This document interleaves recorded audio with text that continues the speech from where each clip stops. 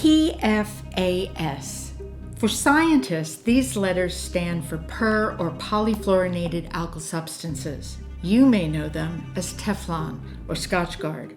Unfortunately, PFAS or PFAS also stand for a major threat to the safety of California's water and the health of its people. PFAS are a class of man-made fluorinated chemicals that repel grease, water, and stains and are effective at combating certain types of fires. There are over 7,000 of these chemicals, and they are everywhere. You'll find them in cookware, food packaging, stain-resistant carpets and clothing, some cosmetics, outdoor gear, and firefighting foams. For a long time, they were considered wonder chemicals, but there is a dark side to them. Once PFAS get out into the world, they never go away. Their chemical bond is so strong that they don't break down in our bodies or the environment. In addition, they are mobile in water and air, which is why they are found in all parts of the globe, including in the bodies of polar bears in the Arctic. But why is that a problem? And why are independent scientists from around the world sounding the alarm about these forever chemicals? It is because PFAS have been linked to serious health impacts, such as cancers, interference with the body's hormones, high cholesterol, decreased fertility, liver damage, and thyroid problems. Virtually all Americans have PFAS in their bodies, and babies are born with them. We are exposed through our food and from using or working with products that contain the chemicals. PFAS contaminate drinking water around the country, including drinking water sources for public water systems that serve close to 7.5 million people in California alone. This reflects just the first round of multi-year testing, and the number is likely to be much higher.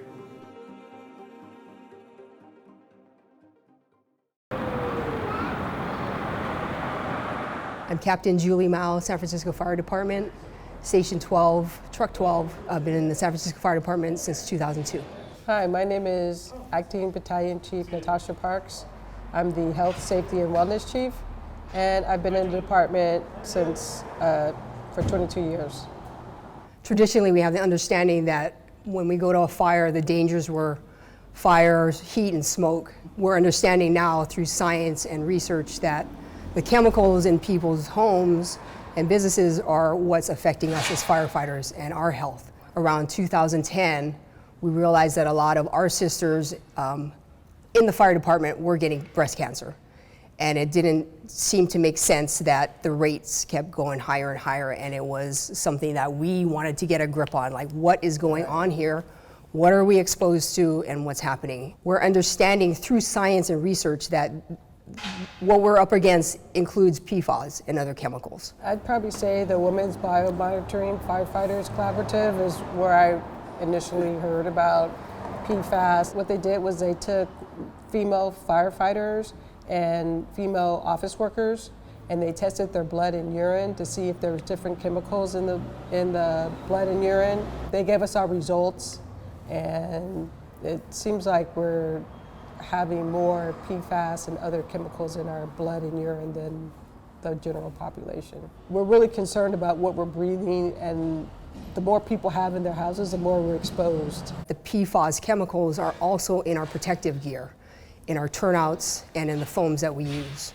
So we're concerned about the chemical exposure to PFAS as firefighters. So we know that Seattle Fire has changed over their foam to something that doesn't have the fluorine in it. Our department's looking at different alternatives that we can use that would be safer for firefighters, both in foam and in our PPE gear. We just know so many people that have cancer. It's just, we've got to do something about it. And we got to get the word out that these chemicals are harming us. And hopefully we could do something about it. So my name's Rob. I'm originally from Florida. I live here in Pleasanton now with my wife and family. I joined the Navy when I was in Florida, and it was while I was in Pensacola that I started to become sick. I was having some digestive issues, and I was eventually diagnosed with ulcerative colitis. It was considered a service-connected disability, and I was discharged, no longer able to serve. That was in 2010, so it's been 10 years now. I've been dealing with this, and it wasn't until Just in the last few months, since Laura's been working on toxics with her job, and mentioned something to me about really high levels of PFAS chemicals on military bases. We both did a little digging and found that there was a list released in 2017 on military bases with really high levels of PFAS chemicals in the water. One of those bases was Pensacola. There's plenty of literature connecting ulcerative colitis to PFAS chemicals. The parts per trillion of PFAS chemicals at Pensacola Naval Air Station in 2017 when they tested was over 126,000 parts per trillion. When the EPA says that 70 parts per trillion is the limit, and a lot of municipalities are capping it at 0.1 part per trillion, 126,000 is astronomical. The report said that high levels of PFAS were from well water on base, and I mean, that's just the local water supply. I mean, I drank the tap water every day, as did everyone else there. And it was while I was stationed there that I started to become sick. So my name is Laura Dehan, and I first moved to Pleasanton back when I was in high school. So that was in the mid-1990s. When I first learned about the PFAS in the drinking water, there was a new report that had just come out that showed that there was several places in California that had really high levels of PFAS in the water.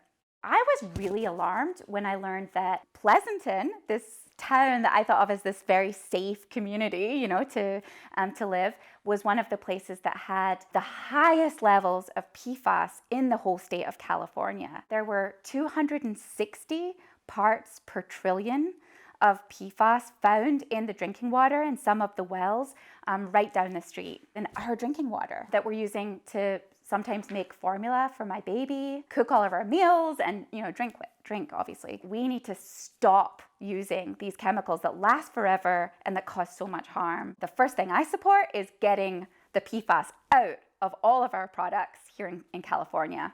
My name is Jen Jackson. I'm the Toxics Reduction and Healthy Ecosystems Program Manager here at the San Francisco Department of the Environment, and I've been working here for 5 years. We have taken action on PFAS related to different product categories: carpet, furniture, food serviceware, and firefighting foam. In all of these product categories, people or the environment could be exposed. So in San Francisco, we have an ordinance that requires food service packaging to either be recyclable or compostable. A lot of food service operators have moved to using compostables because if something is contaminated with food, it's easier for the whole container and that extra food to go into a compost bin. If food serviceware has fluorinated chemicals in them, then it's going to have to go to compost, and if it goes to compost and doesn't degrade, then compost could be contaminated. Certain fluorinated chemicals are associated with a number of human health problems like endocrine disruption, thyroid cancer, a number of other cancers, reproductive harm. So we want to make sure that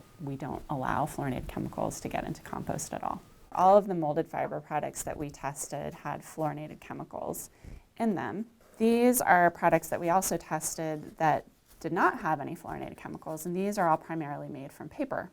So as opposed to the molded fiber, this is a rolled sheet of paper and then it's folded into some kind of container.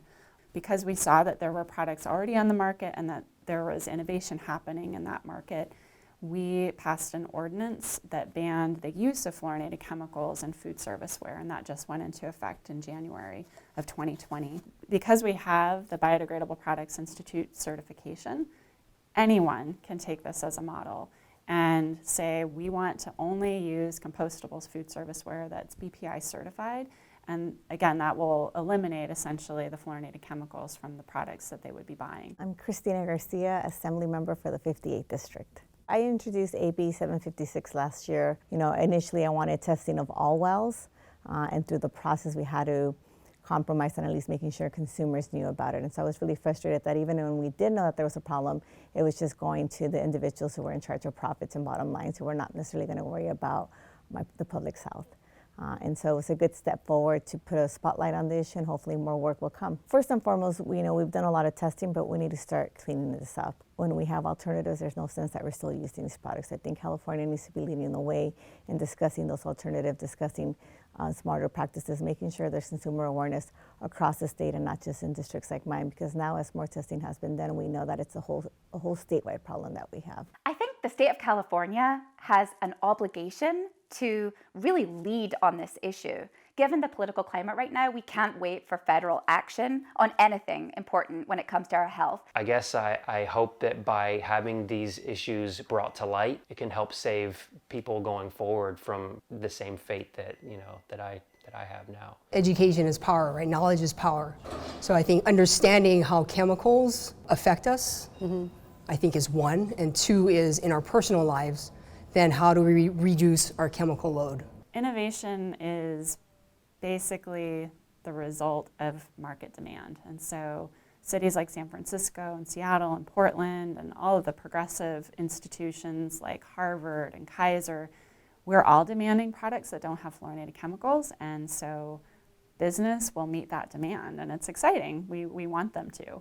So as we pass ordinances and regulations and requirements for our own purchases, that creates this demand in the marketplace. Like with climate change, we cannot put our heads in the sand and ignore PFAS and their effects. Instead, we need action on this issue, and we cannot take a piecemeal approach. We must stop all non-essential uses of these chemicals, and we need to start cleaning up the contamination in our water, soil, and air. Fortunately, California has taken notice, and both state agencies, local communities, and advocates are taking action. After all, the future of our health and our water depends on it.